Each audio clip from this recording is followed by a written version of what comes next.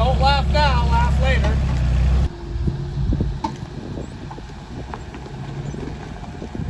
What'd you say about starting it? So the carburetor is ready for March.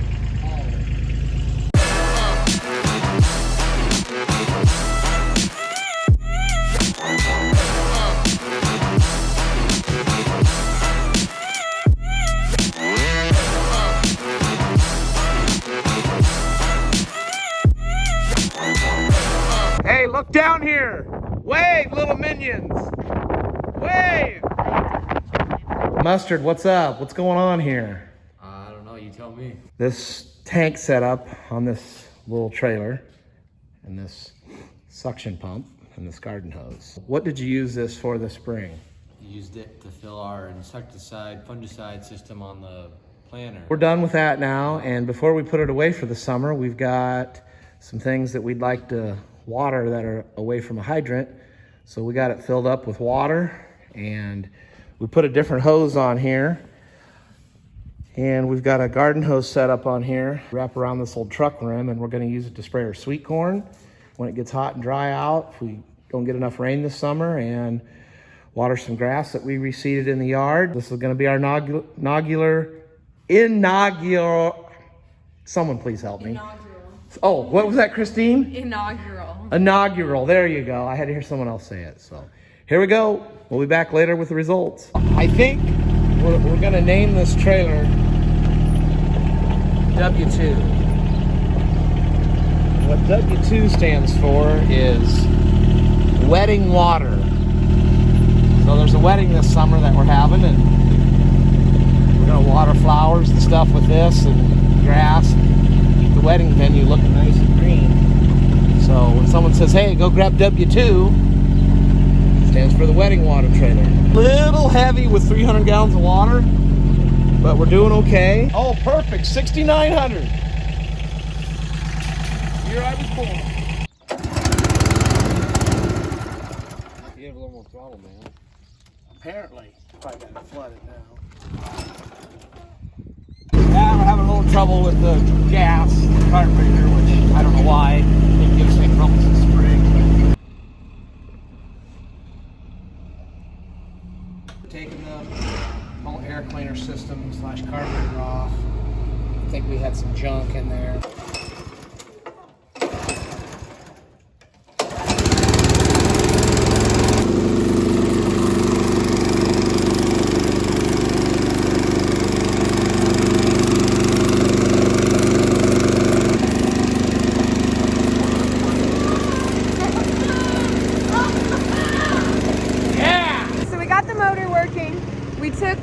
We took the whole thing apart. I don't know all the technical terms. We took everything apart. We cleaned out the fuel line. We cleaned out the fuel tank. Did all of that. And then... What did I just say before you looked at it? I said, hey, Christine, I said, I feel like those motors, if they're a little bit low on oil, that they have an automatic shut-off. And then she says... Oh yeah, there's a sticker on the back that says that the engine won't run if it's low on oil. We took a minute, we filled it with oil. It was probably, I mean, I don't know, 3 to 4 ounces low. I mean, you could see oil down in there, but I'll tell you what, so if you got a little small hook, everybody probably knows this, but you know, hey, we got the tank cleaned out, we blew air. I mean, look at that thing, it's running like a champ. So, they're very finicky on the oil level. So don't take it for granted. Check it out, a mobile watering setup. Watering this little patch of grass here that kind of had a bare spot here. So here we go, working great. Hey everybody, welcome to the channel. Remember last summer, we took some wheels off the dump truck because the cords were showing through. And I just happened to have this set of used one that I got from my good buddies up to Grundy Center, Iowa, AKA Justin and Chase. They're going off today because I finally got my full front monster dump truck tires that we're going to put on here this morning. As always, the farm managers, Dixie and the boss, Blaze, managing everything we do. Let the games begin. Christine is rolling the monster super single The tire probably weighs twice as much as she does. But look at that. She kept herself between the tire and the downhill, and she's just easily taking it along.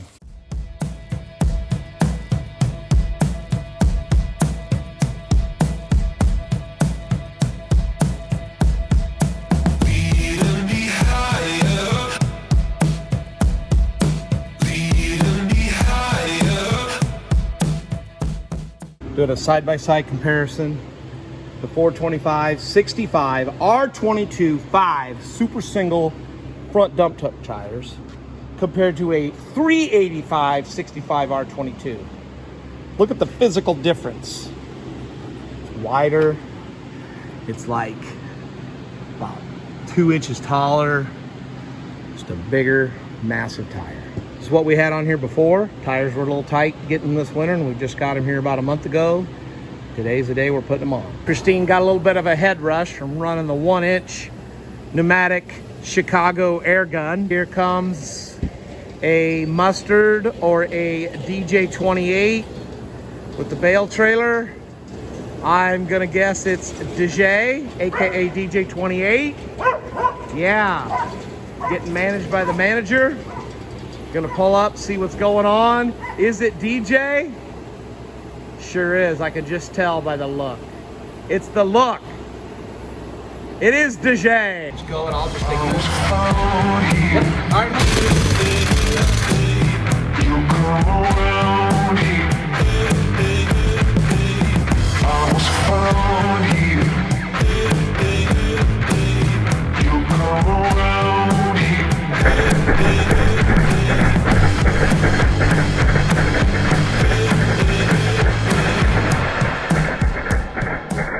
All right, so we gave one size comparison of the tires standing up, but right now we have one tire on the driver's side, the new tire, and then we have the old tire on the passenger side. So let's take a look at that. I mean, you can just tell the way they fill out the wheel well. There's such a difference in the size of these. Look at that. Oh my gosh. What do you think, Blaze? What do you think? Looks great. She's like, let's get busy. Alright, we just got the tires on. Look at those babies turn. Woo! That bend is a little tight there. It's got a loose bracket, but we'll fix it when it needs fixed. Alright, let's get a full view.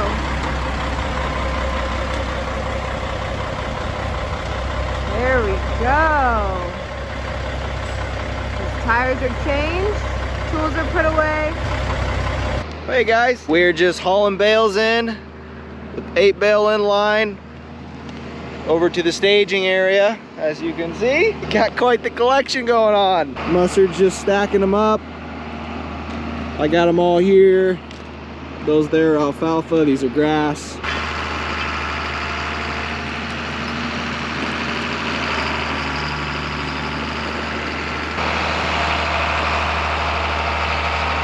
Everything has basically been moved off the fields except for the farm on this property here.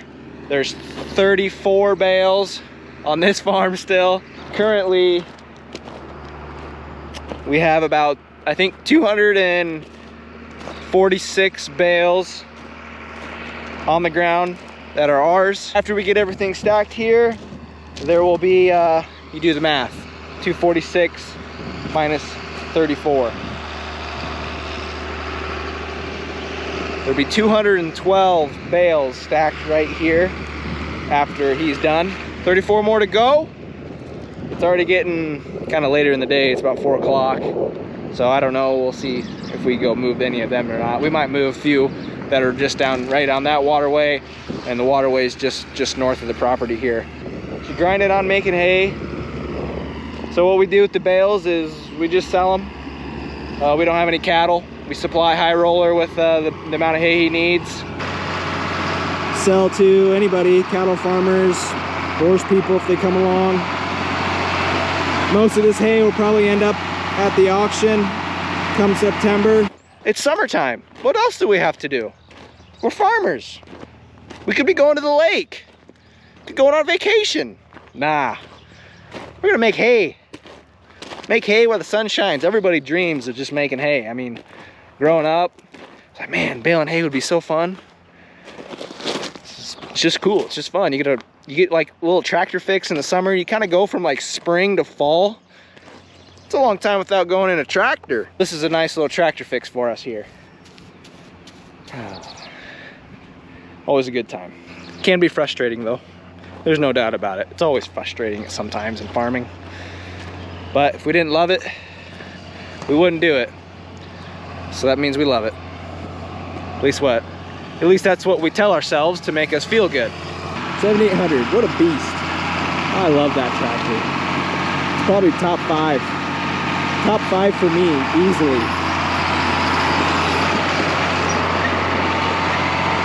Just slinging bales around like no problem. Those are 1,600 pounders. Those aren't no puny bales. Those are big dogs. So there's a trend on TikTok been going around. Top 5 John Deere tractors. Your top 5. I'll give you mine, and I want you to comment down below your top 5 favorite John Deere tractors of all time. Here we go. Not really in any particular order, but I'm going 8520, 20 series in general. I'm going 4020, easily 4020 on the list. 7800/7810. They're kind of the same, a little different, but 7800, 7810. Oh boy. This one's kind of an odd one. It probably doesn't really fit in like the genre, but I have to say 9620 RX. I'm gonna get so much hate for it, but the thing is just an animal. They are great tractors. I absolutely love the thing for just getting stuff done. I mean, you can't not put a 9620 RX on there. Some of the greatest John Deere tractors of all time. So that leaves me with one more spot. Oh, it's so tough. The first 4, they were pretty easy. I mean, it probably would be wrong of me not to include a sound guard cab of some sort. So for my last pick, I'll go with a 4430 or a 4440. Anything really with a sound guard. 4450. So sound guard cab in general. All those tractors were great. Out of all the sound guard cab series tractors, though, I don't know. 50 series were pretty nice with the 15-speed power shift. But if I'm gonna be completely honest, I'm not really a fan of the 15 speed. It's almost too many gears, and some of them aren't proportionately geared. That's just my opinion. So I would probably give the edge to a 40 series, like a 4440, 4640, 4840. Those are some really nice tractors, to be completely honest. Very trouble-free, just workhorses. Okay, so now, okay, you want an order. You want a specific order. Fine, I get it. I get it. All right, number 5. I'm going sound guard. I'm going 4440, 4640, 4840. I'll put that at number 5. Number 4, I'm gonna go 9620 RX. Just because it probably should be number 1, but it's not. It's number 4. It's an awesome tractor, let's be honest. Number 3, I'm going 7800, 7810. Number 3. Number 2, 8520. 8520, 20 series. Just awesome tractors. Awesome tractors. And number 1, you guessed it, 4020. No doubt about it. I don't have to second guess. Incoming hate below. Comment your top 5, please. I'm dying to know. Later. Finally got done moving all the bales we had made. That was a big day. I literally sat in this tractor pretty much all day moving bales in different fields from waterways. That was a lot. That was a big day moving bales. Finally, it's done. I tell you what, sitting in a 7800, just constantly using the loader back and forth all day is much more of a grind than running like a combine or a planter all day, because you're just on coast mode. Doing this is a lot of jerking around, driving up and down waterways. Sometimes it's a little rough, That's way more of a day doing this than it is running a combine or planter. That's nuts. I'm ready to be done. Ooh, finally made it home. Time to park this thing and get out of here. Been locked inside this thing all day. Yes, finally. Oh, it feels so good to stand up and stretch out. Oh, that's a good job done. Not have to worry about moving bales for a while now until we make some more hay. I